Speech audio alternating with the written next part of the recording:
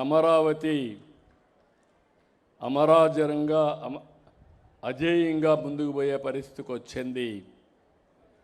ఈరోజు ప్రభుత్వం కేంద్రం నిన్ననే మీరు చూశారు, అమరావతి ఆంధ్రప్రదేశ్ రాజధానిని చట్టం చేశారు, రాజముద్ర వేశారు.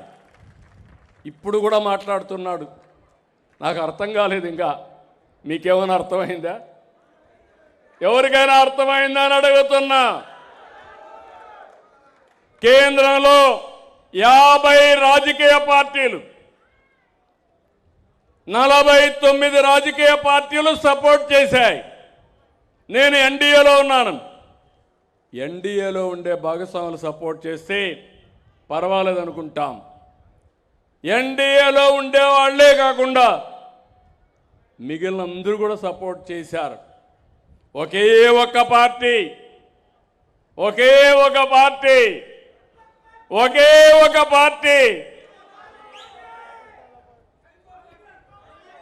మా తమ్ముడు సైకో పార్టీ. ఒక నాయకుడిని సైకో అనుకున్నాం కానీ పార్టీనే సైకో పార్టీగా తయారు చేశాడు. మావిగన్ అంటాడు. మొన్న 3 ముక్కలాట, ఇప్పుడు మావిగన్. వాటికన్ అలా సంతోషం. దాని ప్రతిష్ఠ దీలా, పరువు దీలా. దీనికంటే ఏమి ఎక్స్పెక్ట్ చేస్తారు మీరు అడుగుతున్నా. ఆడబిడ్డల గౌరవాన్ని గురించి మాట్లాడుతున్నాడు. అమరావతి ఆడబిడ్డల్ని ఎన్ని అవమానాలు చేశారు. సోషల్ మీడియాలో పెట్టి ఎంత క్యారెక్టర్ అసాసినేషన్ చేశారు. కడాన మా మిస్సెస్ను కూడా ఏ విధంగా చేశారు. ఆయన మిస్సెస్ని చేస్తే నేను ఖండించా. కనీస సభ్యత లేదు. ఇలాంటి వాళ్ళని ఏమనాలి నాకైతే అర్థం కాదు. ఇప్పుడు అంటున్నారు మళ్ళీ అమరావతి కట్టలేమంట. నీలాంటి 1000 మంది కాదు సైకోలు ఎవడొచ్చినా అమరావతి ఆగదు. ఆగాలని మిమ్మల్ని అడుగుతున్నా. అమరావతి జోలుకొస్తే తమాషా ఆటలాడద్దండి. అంటే మీరు ఒకటి గుర్తుపెట్టుకోవాలి, ఇలాంటి వ్యక్తుల వల్ల కూడా ప్రమాదం ఉంటుంది. అధికారంలో ఉంటే విధ్వంసం చేశాడు, అపోజిషన్లో ఉంటే బెదిరిస్తున్నాడు.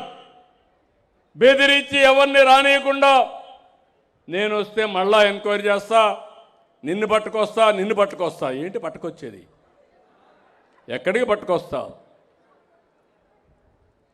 కనీసం నేను ఎప్పుడైనా మీరు ఒకసారి చూడండి, నేను ఎప్పుడు కూడా న్యాయబద్ధమైన పాలన ఇస్తాను, ప్రజాస్వామ్యాన్ని కాపాడుతాను. అదే సమయంలో ప్రజల ఆస్తులకు భవిష్యత్తుకు ఇబ్బంది కలిగి వచ్చినప్పుడు నా ప్రాణాన్ని కూడా లెక్క చేయకుండా పోరాడాను. ఆ విషయం మీరు గుర్తుపెట్టుకోవాలి. తీవ్రవాదుల సమస్య 30 ఏళ్లకు మెరుపు నేను ఆ రోజు పోరాడాను. ఎందుకు పోరాడాను? నాకేం వాళ్ళతో ఆస్తులు తగరాదా ఉందా? కాదు.